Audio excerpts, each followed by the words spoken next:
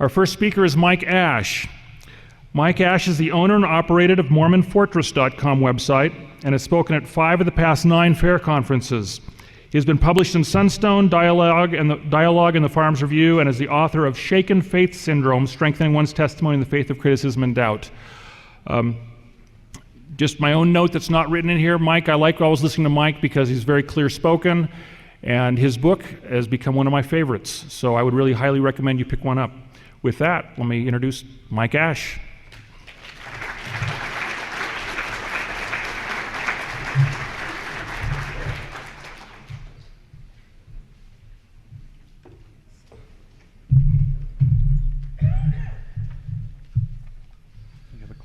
This is forward, this is backward, that's black, and that's a pointer, laser pointer. Great, thanks.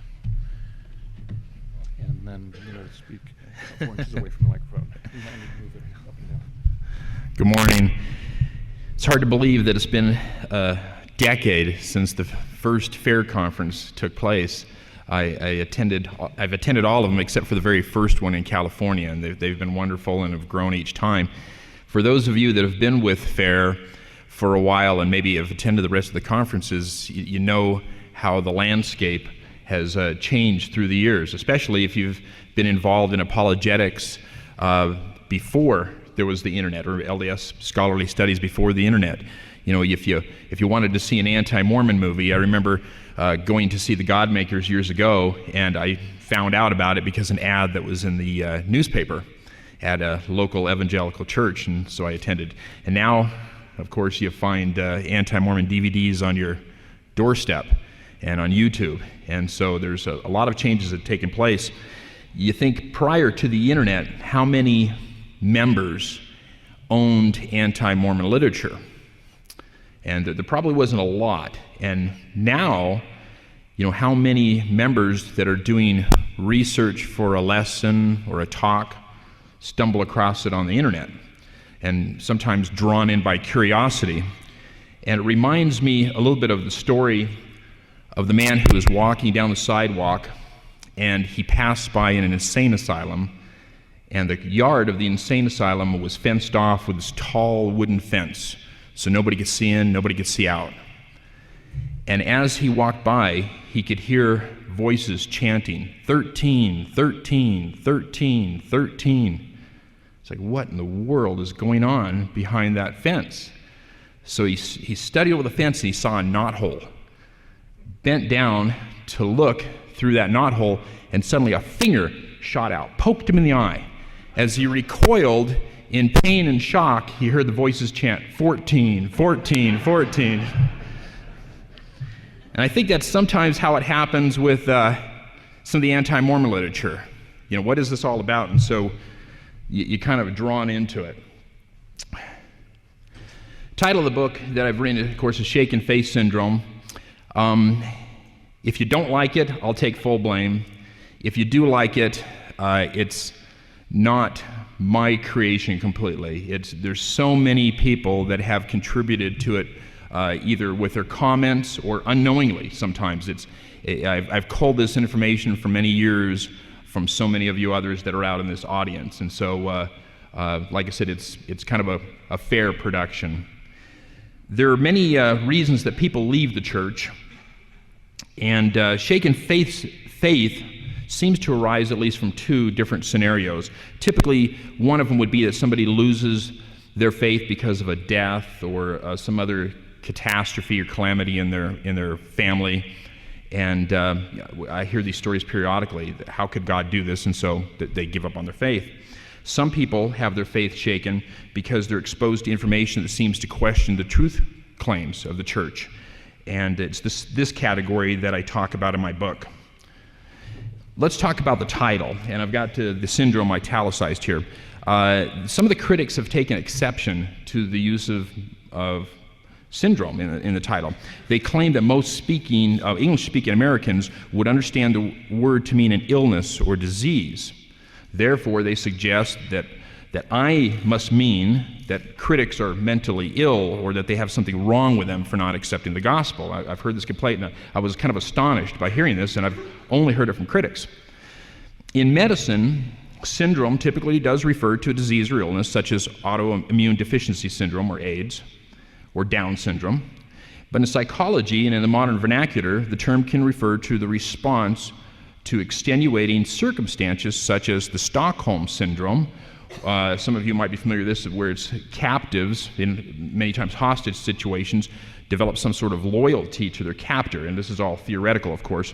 Some people theorize that perhaps Elizabeth Smart felt something like this, and that's why she didn't come forward when she probably had some opportunity. And it's also China syndrome. If you remember the 1979 movie, the term China syndrome refers, in fact, it's only mentioned jokingly in the movie, that if an American nuclear plant were to melt down, it would melt all the way through the earth to China. So obviously neither one of these are diseases. From dictionary.com, which is obviously the main source for looking up any kind of word, we find 4 definitions. In pathology and psychiatry, syndrome means a group of symptoms that together are characteristic of a specific disorder, disease, or the like. A group of related or coincident things, events, actions, etc. The pattern of symptoms that characterize or indicate a particular social condition, and a predictable, characteristic pattern, behavior, action, etc., that tends to occur under certain circumstances. The retirement syndrome of endless golf and bridge games, the feast or famine syndrome of big business. Now, while the first definition refers to mental, or could refer to a disease or disorder, the 3 remaining ones don't, and they could apply or be used in the same way that I use in shaken faith syndrome. And we see that, of course, in number 4, syndrome used in other ways. Now, the title, of course, shaken faith syndrome, is clearly a play on the problem of shaken baby syndrome, which seems obvious. Now, shaken baby syndrome, again, is not a disease or an illness per se, but it's a problem caused by shaking an infant. And it's the resulting damage can mean death or some sort of disastrous change in the way the baby is able to behave or move or think because of the damage of the spinal cord. And the damage is caused by someone else, someone that either intentionally or unintentionally hurts or kills the child.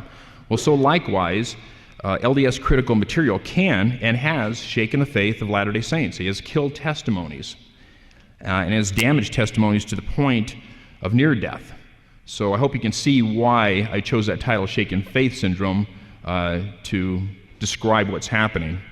Plus, I thought it was kind of a catchy title. What about doubt? Now, having doubt isn't a sin, and it's not abnormal. About 95% of Americans believe in God, but nearly half, including those who consider themselves to be religiously devout, seriously question your faith from time to time. The church umbrella, thankfully, is large enough to include those who struggle with sporadic or even chronic doubt. To some, revealed the Lord, it is given to know that Jesus is the Son of God. To others, it is given to believe on their words, that they might also have eternal life if they continue faithful. That's from D&C 46:13-14. Joseph F. Smith once said that Latter-day Saints are given the largest possible latitude for their convictions. And if a man rejects a message that I may give to him, but is still moral and believes in the main principles of the gospel and desires to continue in his membership in the church, he is permitted to remain. So long as a man believes in God and has little faith in the church organization, we nurture and aid that person to continue faithfully as a member of the church, though he may not believe all that is revealed. Why does doubt cause some to abandon their convictions and not others? It seems that those who are prone to fundamentalist, dogmatic, or closed-minded perspectives about the gospel or early LDS history are more likely to suffer from shaken faith syndrome when they encounter challenging issues. Now, I'd use the term fundamentalist in a way that may differ from other usages of the term. I'm not referring to Islamic terrorists. I'm not referring to modern-day polygamists. In Christianity, the term often refers to conservative evangelicals who actively affirm what they see as fundamental Christian beliefs, such as an inerrant Bible, a Bible that is literally interpreted and historically accurate despite any conflicting claims from science and modern scholarship. So by association, the term fundamentalist is also used to describe people of all religions, many times, who take a very rigid, uncompromising, and unchanging approach to their ideology or belief system. The definition that I use for closed-mindedness is kind of how I use in the book for fundamentalists. That's what I mean by it. Now, everybody, not just those that we would call maybe fundamentalists, have at least some rigid beliefs. All of us, if we were to examine everything we believe, there's some things that we really don't budge on or don't want to know any more about.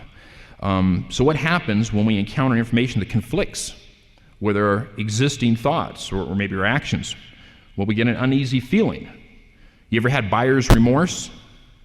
You buy something and you think about it and, gosh, I shouldn't have done that. Do you continue to live with buyer's remorse? Well, what do we typically do? We either return the product or we convince ourselves that we made the right decision. It was on sale, it's a good buy, I need this. In psychology, there's a phenomenon known as cognitive dissonance. Cognitions are thoughts, and dissonance means disharmony. So when thoughts are out of harmony, that's cognitive dissonance. And now sometimes we can have conflicting thoughts and not realize it, or we may realize it, but we're not troubled by it. When we recognize that we have competing cognitions, and when we are troubled by the conflict, we enter into a state of cognitive dissonance. And this creates a degree of intellectual, emotional, even physical discomfort. Now, and we take steps to alleviate this because we don't feel good about this. And that typically comes from talking ourselves out of the uneasiness. For example, most of us have been guilty at some point of speeding. If we're aware that we're speeding, it could create cognitive dissonance. So how do we reduce this? Well, we make up excuses. I'm short on time, and the meeting I have to attend is more important than the minor law that I'm breaking. Or the chances of getting caught are very slim. Or it's an open road, and so there's really nobody else out here. I'm not going to risk getting into an accident. I'm an experienced driver. Those are the types of things we do so we don't have this cognitive dissonance. How about if you're on a diet and your boss springs for pizza, but you love pizza? So you might say to yourself, well, there's vegetables, and vegetables are good. Or maybe I work out 3 days a week, or I already blew my diet this morning with a donut, so I might as well have pizza anyhow, or I'll restart Monday. Now, the level of discomfort that we feel is directly related to how important we perceive the issue to be. In the pizza example, we may not feel much uneasiness at all, and we may quickly resolve the cognitive dissonance. Let's suppose, however, that you're addicted to alcohol, drugs, or pornography. You know it's wrong, and when you engage in these addictions, you may really feel a lot of cognitive dissonance. And again, you either stop doing it or you talk yourself why you continue with it. What if you discovered that you had assumptions about Joseph Smith's clothing styles, hair color, or pitch of voice? What if they were incorrect, those assumptions? Now, these aren't really important issues. They don't carry a lot of weight, so it's doubtful that discovering that you were wrong about these issues would create much emotional turmoil. It probably would matter, however, if we discovered information that implied that Joseph Smith was a fraud or delusional, or that the Book of Mormon was merely fiction. Each person assigns different levels of importance or weight to their various beliefs, and the weight is typically influenced by a variety of factors. What we personally experience carries a lot of weight. If, for example, you had a stomach ache every time after you drank milk, your belief that milk wasn't good for you would carry a lot of weight. If you've noticed blessings every time you pay your tithing, that would carry a lot of weight with you. The source of the competing cognition, the conflicting one, also carries a lot of weight. Suppose your doctor told you to eat more popcorn for your digestive tract. You would more likely believe her than if the same advice came from the snack vendor at the movie theater. Likewise, active members of the church would be more likely to give credence to the counsel of church leaders on spiritual issues than they might give to pop psychologists or TV talk show hosts. When we encounter cognitive dissonance with weighty issues, such as religious beliefs, we can experience a very uncomfortable emotional state of mind. This discomfort has been called a negative drive state because it causes psychological tension, almost like hunger or thirst, and requires immediate attention and reduction. Reducing this stress might require a change in belief or behavior. There's 4 ways in which this is generally accomplished, and we do it usually unconsciously. We don't think about the options, we just kind of act on them. Number 1, we might reject the new information, the competing cognition. 2, we reject the information as important. The first one we reject as false, the second one is unimportant. 3, we might reject the original belief and favor the new cognition. Or 4, we might add information to the original cognition to validate the original belief. Some of you know Ben McGuire, and I don't think he's here today, but he's part of the FAIR list, and he gave a great example of how this cognitive dissonance works, and I use it in my book. Suppose you're playing with a red ball. The fact that you know the ball is red is a cognition. Then I come along and comment on how nice your green ball looks. You now have a second cognition, that I have the green ball. The two cognitions stem from contradictory states. That is, the ball is not both green and red. If the two cognitions are weighted equally, this might create cognitive dissonance, which is to say that if you valued my opinion as much as your own on determining the way you view reality, you would experience cognitive dissonance. So when we have important issues and we have these conflicting things, in religion especially, this is kind of the process we go through. So let's examine how these 4 options work with the ball and then apply it to our own beliefs. Okay, the number 1, reject the new information as false. So decide that I'm wrong when I claim the ball is actually green. I'm either lying or colorblind. We might reject anti-LDS information as false, believing instead that critics invented the claim or pulled the information out of context. By brushing stuff aside, we resolve any emotional discomfort. And that approach many times works because, a lot of times it is pulled out of context or they've made it up. We might reject the new information as unimportant. We decide that the color of the ball is unimportant compared to the enjoyment of playing with it. Well, the same thing. New discovery is really unimportant compared to how we feel about the gospel, what's inside, our testimony. And that's, again, not necessarily a bad thing. That spiritual testimony can carry more weight than these sources that we don't necessarily trust or fully understand. So we might put them aside, put them on the shelf. Now, both these first options, rejecting as false or unimportant, are typically coupled with avoidance, that we stay away from anti-LDS literature. And both options are typically compelled by emotion, often fueled by spiritual evidence, but we don't generally engage in serious examination of the issues on the first two. While our conclusions may be correct, in this case the church is true, the first 2 options generally reinforce the original belief without an open-minded examination. Now, Latter-day Saints aren't the only ones that resolve matters this way. According to a study from Emory University, for instance, committed Democrats and Republicans both generally rely on emotion rather than reason when evaluating information that challenges their political views. When brain activity was measured from test subjects who were asked to engage negative information, the circuits involved in the reasoning were not particularly engaged. Instead, the researchers recorded brain activity in the emotional centers of the brain, especially those areas known to be involved in resolving conflict. Once the test subjects had come to the conclusions that fit their underlying beliefs, essentially finding ways to ignore information that could not be rationally discounted, the brain circuits that mediate negative emotions like sadness and disgust were turned off, while the circuits involved in behavior reward were strongly activated. As one of the researchers explained, everyone from politicians to scientists reason with emotionally based judgments when they have a vested interest in how to interpret the facts. So it's not just Latter-day Saints or religious people. This happens all the time.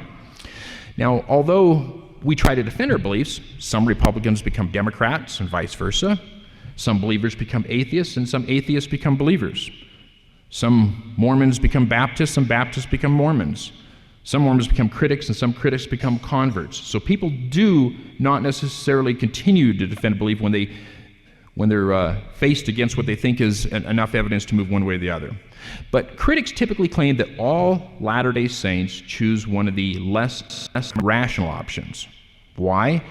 Because they say that any rational person that reads the supposedly disconfirming evidence would have to conclude that the church is not true.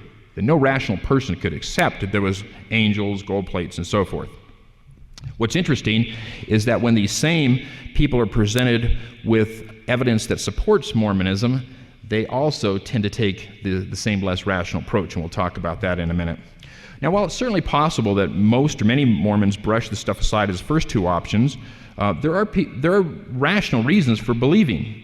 All of us, for example, are involved in relationships with spouses, parents, siblings, or offspring, to which we maintain committed relationships despite unsettling information. We tend to recognize that there are long-term benefits to sticking with committed relationships. In spite of the short-term costs, which are sometimes quite high, people committed to their religion accrue benefits such as answers to the meaning of life or a relationship with the divine. Rational people will sacrifice for their religious beliefs when they get more in return. They will even rationalize their behavior and beliefs for some time without a payback. But most of us will not rationalize indefinitely unless our beliefs produce the payback we expect. And many people find that religion does deliver the expected payback. Some members may choose to live with doubt. They may continue to question the truth claims of Mormonism, and put aside the unsettling information in favor of the rewards they find in assembling with the saints.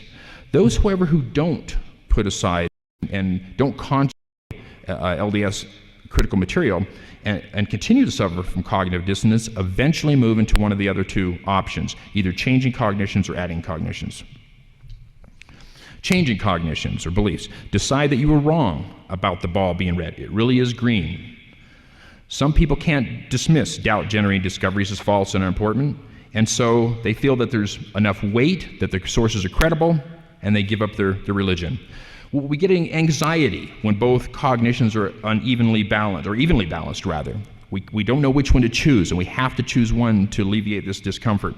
What's called cognitive consonance, or thought harmony. When the tension's reduced, we feel better. And it's interesting that a lot of ex-Mormons say that I struggled with these issues, and now that I left the church, I feel so much better.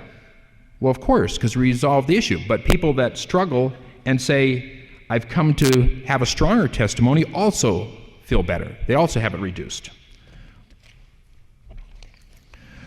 It is resolved in their minds, and they've made up their mind to exit the church. Many members avoid future cognitive dissonance that could come from evidence that favors the church. To alleviate this tension, they generally explain away pro-LDS arguments in the same less too rational ways as members explain anti-Mormon literature. They conclude that their former LDS testimony was either false, perhaps a result of feelings, hope, desire, or confirmation bias, or the testimony is rejected as unimportant. No amount of spiritual testimony can compete with the newly perceived truth of the secular or historical conflicting evidence. Like some of their believing counterparts, they often avoid literature that runs contrary to their belief, or in this case, their unbelief. In other words, they avoid those evidences that strengthen LDS arguments. They often decide from the start that LDS scholarly studies are biased, unreliable, or ineffectual before even reading such material. By disregarding all LDS scholarly studies that challenge their unbelief, they avoid repeating their experience of psychological anxiety. It's fair, for instance, to encounter critics who are completely unaware of LDS scholarly studies, but yet they claim that there's no defense for it, that the arguments prove that the church is not true. One anonymous internet posting critic, for example, claimed that the evidence proved that the Book of Mormon was a fraud, while simultaneously admitting that he was completely unfamiliar with the latest scholarly rebuttals to anti-Mormon accusations. Another online critic claimed that he had no intention of reading LDS scholarly arguments because doing so would be an incredible waste of time. He was satisfied, he bragged, that the truth is not found in Mormonism, and he had no need to counter arguments. They've already concluded the church isn't true. They believe the anti-Mormon claims provide evidence for their conclusions, and they don't want answers when their minds are already made up. Actually, examining pro-LDS arguments could create that cognitive dissonance again. And it's ironic that are usually the ones who claim to be open-minded, in contrast to closed-minded Mormons. Several ex-Mormons, for instance, have said that their opposition to the church is so strong that they would be unwilling to return regardless of any new information that might come forth. According to a 2001 informal poll of nearly 400 ex-members, for example, over half said that nothing could open the door for the return to Mormonism.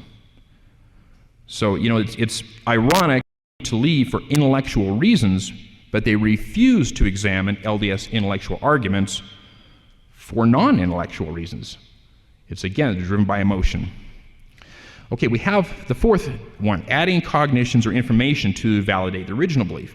Get another opinion on the color of the ball. Adding supporting information can shift the weight of evidence to tilt in favor of our original beliefs. For example, in the red-green ball instance. If you discovered that I was colorblind, your personal belief would again carry more weight, making it easier to choose between my opinion and yours. As one Book of Mormon example, we'll explore the anti-Mormon argument that the Book of Mormon plates, golden plates, are too heavy. They would have weighed over 200 pounds. Joseph Smith couldn't possibly have carried these, let alone run from would-be ambushers when he returned with the plates home. Well, when we add the cognition that the plates were gold in appearance, and that early Mesoamericans used gold-appearing metals, which weighed less than gold because they had other alloys in there, well, we find that the anti-Mormon cognition does not equal or outweigh the pro-Mormon cognition. Adding cognitions typically requires a paradigm shift. We would have to recognize, for example, that gold plates does not mean that they were pure gold. You think about it, many of the people here are wearing probably 14-karat gold wedding rings. Well, that's not pure gold. It's 58% gold, 42% alloys. But we call them gold. And the same thing applies to gold plates. They need not be pure gold to be golden plates. Well, that's a minor paradigm shift. But the same thing is required many times in order to understand other LDS arguments. As I noted earlier, a fundamentalist mindset seems to make believers more vulnerable to testimony damage. Some testimonies, quite frankly, are built on sandy foundations, such as folklore, traditions, or membership based on family pressure. When there's no true conversion of the Spirit, it's difficult to accept those things that must be known on faith alone. Now, members who do have spiritual testimonies, however, are not immune to apostasy. We know from sad experience that some stalwart members, the three witnesses, Oliver Cowdery, some of the 8 witnesses, and so forth, they apostatized. Some returned, some did not. But some of these had very distinct and impressive spiritual experiences, and that didn't always stick with them. So nobody's completely immune. We learn from Lehi's vision that some of those who have tasted of the fruit, with God's love, abandon the fruit when pressured from outside influences. There are many complex factors that contribute to each person's reasons for belief or disbelief. I've noticed, however, a few common elements among many of those who leave the church for supposedly intellectual reasons. Generally, those members who had testimony of the church also many times had fundamentalist views about Scripture, as well as the manner and role or the nature and role of prophets. These perceptions present themselves as stumbling blocks when they're faced with intellectually challenging issues. Most of us embrace concepts, beliefs, or positions primarily because we've never thought of questioning them. I mean, we can't examine everything that we believe, or otherwise we'd spend our whole day doing this, and we'd never be able to make decisions. We have to, at some point, say, okay, I trust this person, or I believe this, and move forward. So all of us accept things that we haven't fully examined. Now, unfortunately, we occasionally confuse peripheral teachings in the church with rumors, traditions, or personal opinions, and think that they're LDS doctrines where they're not. Sometimes we're unaware of how to think outside the box of conventional LDS interpretations, even if those interpretations are based on tradition rather than revelation. And we may not know how to handle complex issues. If we build our house of straw on non-doctrinal ideologies and the structure collapses on the sandy foundation of misunderstanding, our entire belief system may crumble as well. We might assume, for example, that all prophets of all ages understood the gospel, doctrines, principles, and practices in the same way. I've had members before the war that think that the Old Testament people, the Book of Mormon people, they were just like the Third Ward down the street. They pretty much, other than the building structures, they pretty much behave the same way. We may perhaps unconsciously embrace a fundamental and rigid approach to the categorization of people and principles. We may, for example, believe that a prophet is always spiritual, knowledgeable, kind, and disciplined. He could never err on religious matters or hold false beliefs. Sometimes we may unintentionally see things in an unambiguous black and white. Mormons have the truth, others do not. Paying tithing assures financial stability or prosperity. Not paying tithing will lead to financial ruin. The Spirit speaks to Mormons and not to non-Mormons. If you live righteously, your children will all go on missions and get sealed in the temple. If your children astray or your life is full of problems, you're not living righteously. Such a black and white fundamentalist mindset can set us up for problems. There either were horses in the book of, or in ancient America, the fundamentalist mind may think, or the Book of Mormon is false. There either was a worldwide flood that wiped out virtually all life, or the Bible is false. To the fundamentalists, there is no middle ground. If they discover what they believe to be persuasive information, that there was no worldwide flood or that actual horses were absent from the Americas, their entire ideology crumbles beneath them. And when some people become disaffected, even over false assumptions, further enlightenment or counter evidences may fail to resuscitate the testimony. Not infrequently, we are too quick to uncritically accept the things we hear or read, even from sources such as church leaders or in church magazines. Now, it's not that their words aren't true, because typically they are, but we should use our brains as well as our spirits when we study the gospel.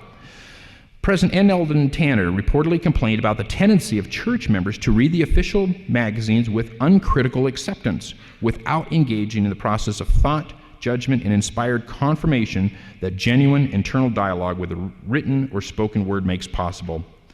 Too often, we uncritically accept rumors, including faith-promoting rumors, in lieu of facts, traditions, speculation, and opinion in lieu of revelation, and unrealistic expectations and illusions of prophets and Scripture in lieu of mature and realistic perspectives.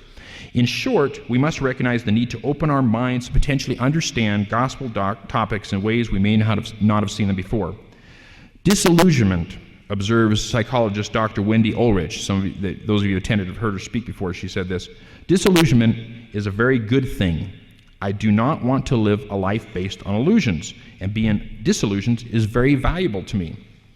Illusions and misconceptions are straw men. They're easily destroyed by accurate information. Sometimes part of our testimony, as evidenced by the claims of many ex-members, may unknowingly be grounded on illusion and misconceptions. When critical information destroys conclusions based on straw men or false assumptions, some members will lose their entire testimonies. The most common misconceptions that seem to factor into personal apostasy include unrealistic expectations of prophets, confusing tradition with doctrine, imposing our views on others, and unrealistic expectations of science and scholarship." The first one: "I make no claim of infallibility," said President Spencer W. Kimball. Harold B. Lee indicated that not every word spoken or written by a general authority need be considered as inspired. And Elder J. Reuben Clark said that even the president of the church has not always spoken under the direction of the Holy Ghost. The purpose and mission of the church is to invite all to come into Christ, D&C 2059. Prophets stand as leaders in this invitation, and the things they say and do as prophets are intended to accomplish this goal. How do we come to Christ? Well, the Book of Mormon gives us the 6-point pattern: repentance, baptism, gift of the Holy Ghost, and during the end, and being found spotless. This list in turn entails personal commitments, attitudes, and relationships with the divine. We must make these personal commitments and interactions with the Lord. Prophets help guide us to the waters of truth, but they cannot drink for us. Guiding us does not mean all their comments are inerrant. They're there to help us, but we have to receive from the fountain, receive our own confirmation, revelation to the truthfulness of the Book of Mormon, of Joseph Smith, or any other doctrine or principle that we want to understand. It's incumbent upon us to seek that out. Ex-members generally claim that the issues such as polygamy, the translation of the Book of Abraham, or Brigham Young's racial views created cognitive dissonance that eventually caused them to leave the church. Usually, however, the actual competing cognitions are generally a set of assumptions or perceptions of what a prophet is and how a prophet should behave, compared with evidence about what the prophet was and how the prophet behaved. One critic, for example, noted his bewilderment at how the Book of Mormon could be a very poorly written text if it were truly dictated from the mouth of an omniscient God. Likewise, he seemed perplexed as to how Brigham Young, who claimed to speak for the same omniscient God, could have fallible thoughts about the cosmos. Another ex-Mormon recently claimed that every last thing that came from Joseph's mouth and or pen should be the universal truth. I mean, it's an incredible statement, but that's how some people view prophets. Do we sometimes fall in that pattern? Do we have members of our family or in our ward community that fall into that pattern? That sets them up for problems. Prophets are not born as prophets, and they are not raised in social and cultural vacuums. When they are called as prophets, they don't suddenly become divine. They are still men. Prophets have and are entitled to their own opinions, their own misconceptions, their own bias, and their own mistakes. When a Latter-day Saint is called to be a Relief Society president, an Elders Quorum president, bishop, stake president, etc., they bring to their calling many of those things which make up their personalities and worldviews, including their strengths, weaknesses, and preconceived ideas. The same can be said for prophets. Gospel education for the prophets and masses is an evolutionary process, the same as any other type of education, hence the need for continuing revelation. Neither complete doctrines nor specific doctrinal details are always revealed at once. As Joseph Smith once said, it is not wisdom that we should have all knowledge at once presented before us, but that we should have a little at a time. Then we can comprehend it. As evidenced from the scriptures and restoration accounts, revelation is typically not dispensed as an unsolicited gift from heaven. Instead, is answer to petitioning God. You think of the first vision is because Joseph went and prayed and asked a question. Same thing with a word of wisdom. So many times, same thing with the revelation in 1978, extending the priesthood to all worthy males.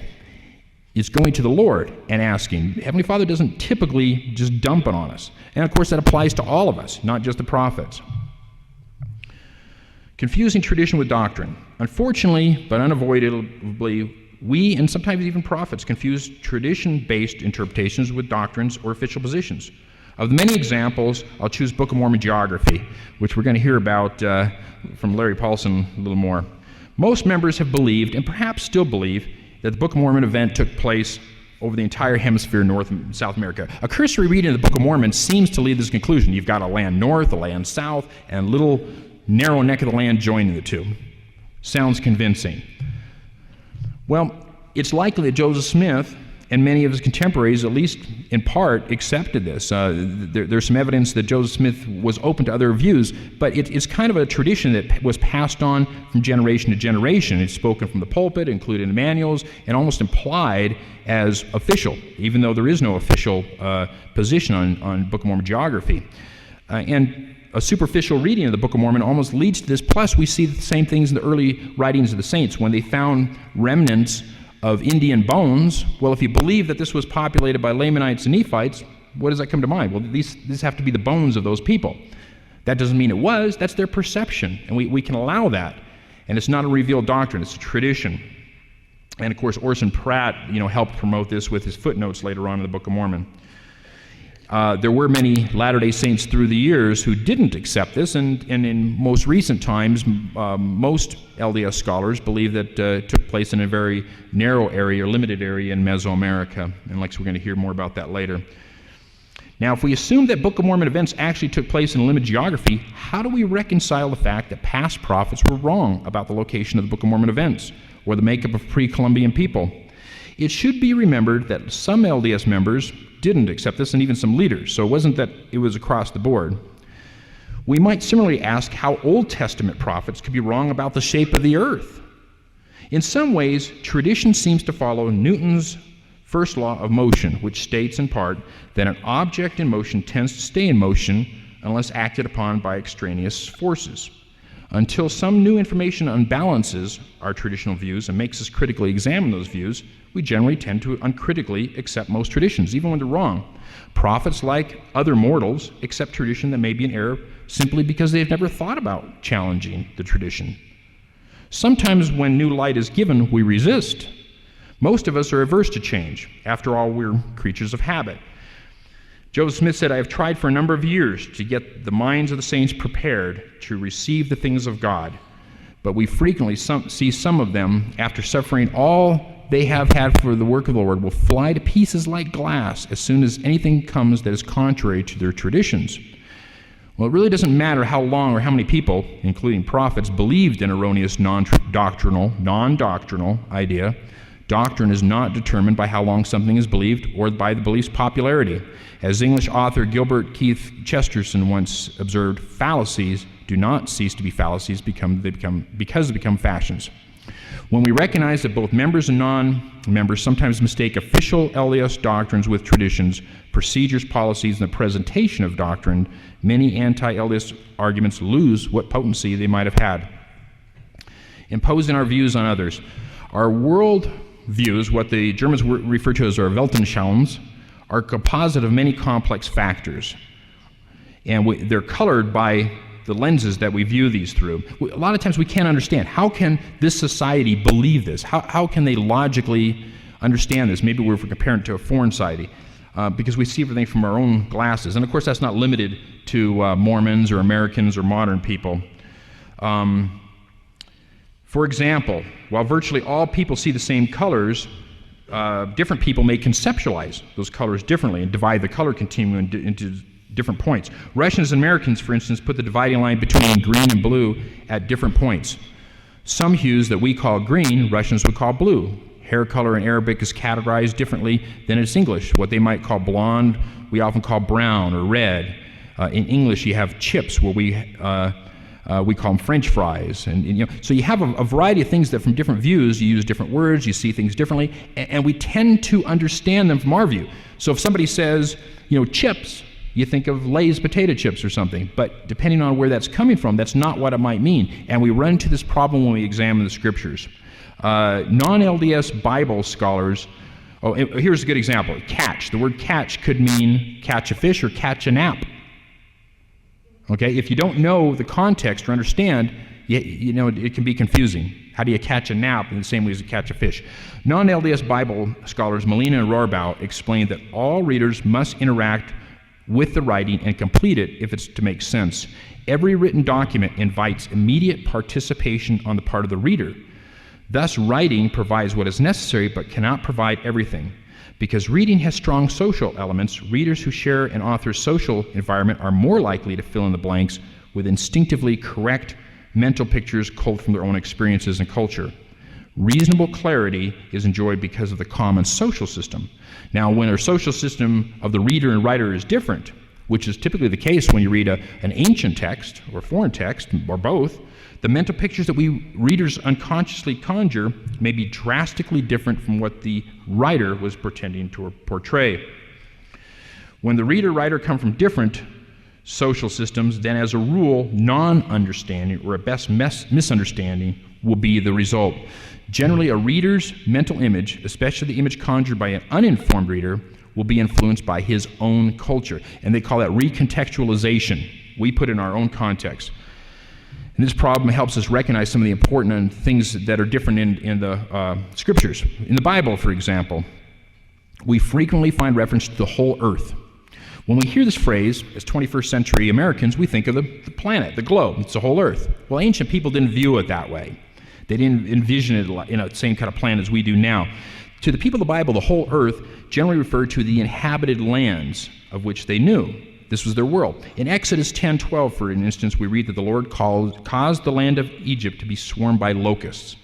In verse 15, we read that the locusts covered the face of the whole earth. Well, he's telling us what whole earth refers to there. It's the land of Egypt. In Luke 2:1, we read that Caesar Augustus sent a decree to all the world, a tax decree. Well, do you think he really sent a tax decree to the Americas, to Europe, Asia, everywhere? No, it's to all the world that he knew. Well, if we understand the ancient use of earth, that was a localized area, that helps us understand the Book of Mormon's use of the same term. And when we try to understand LDS events and Book of Mormon events as real people that happen in real time, a lot of these arguments, again, lose what potency they might have had. Running short on time here, I'll try to zip through these. Unrealistic expectations of science and scholarship. We know that science and scholarship, some people think that Mormons are anti-science or anti-scholarship, and that couldn't be further from the truth, although some members might be. Joseph Smith said, one of the grand fundamental principles of Mormonism is to receive truth, let it come from whence it may. We should gather all the truth and true principles in the world and treasure them up, or we shall not come out as Mormons. Truth is truth. We should look for it in whatever we can. Now, despite the claims of some critics, DNA science and archaeology are too limited to damage histories through the Book of Mormon, and we don't have time to go on that today. There's some of my book, there's some of the Fair website, you can look it up. History is another area that presents problems. In fact, this main area, and critics always claim that Mormons are biased, and we put a spin on things. And then they turn around and say, we're not Mormons, and so we're objective. Okay?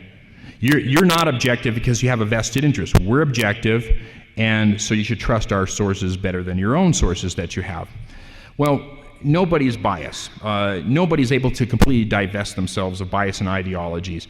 Bias is at the heart of how we understand arguments, the hinge that we use to determine the evidence for the arguments. Our perceptions or how we understand things are always colored by a variety of factors that tie into our bias. The late scientist and philosopher Thomas Kuhn, for example, taught that scientific communities have paradigms or a constellation of beliefs, and that it takes sometimes a major shift in paradigm, a revolution as he calls it, for people to move out of these things, because otherwise they're again looking through these colored glasses.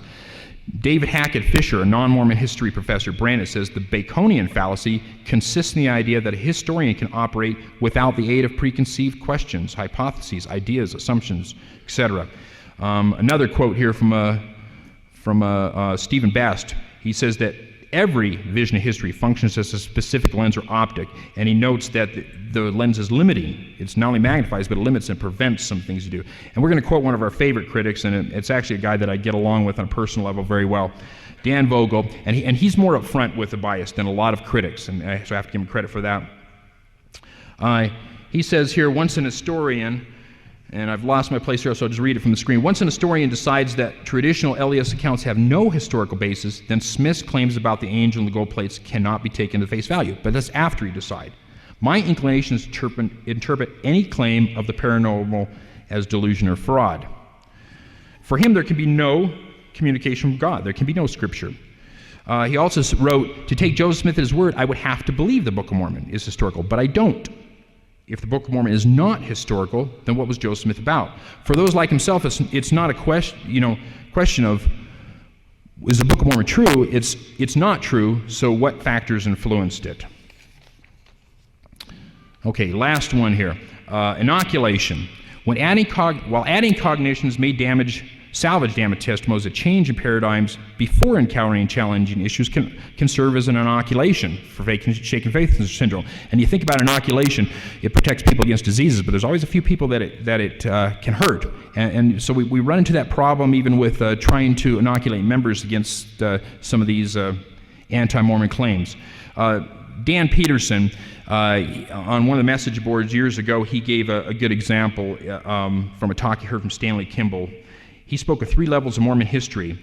Level A, he said, is a Sunday school version. Everything is good, harmonious.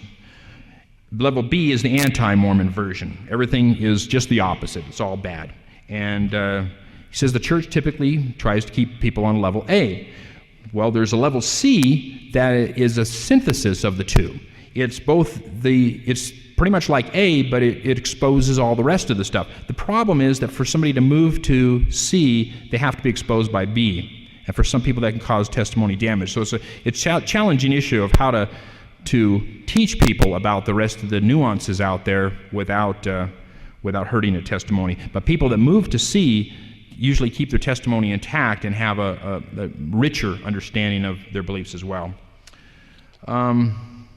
The biggest problem with adding cognition is that most members remain ignorant of LDS scholarship and apologetic responses. Scott already mentioned we're poor at fundraising, and of course the funds would help spread the word, and that's the main problem.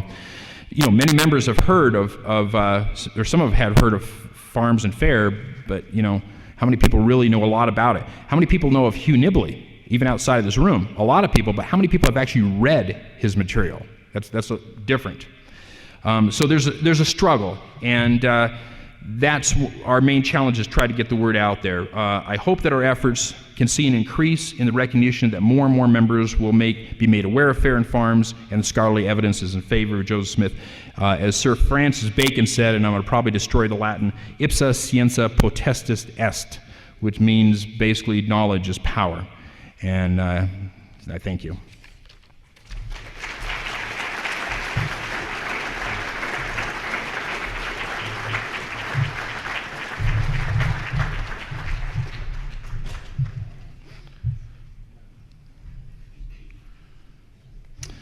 When encountering critics of the church, how do you determine whether or not it is worth your while to defend the faith, and where do you draw the line? Most critics, in my experience, are closed-minded to begin with, and that's really true.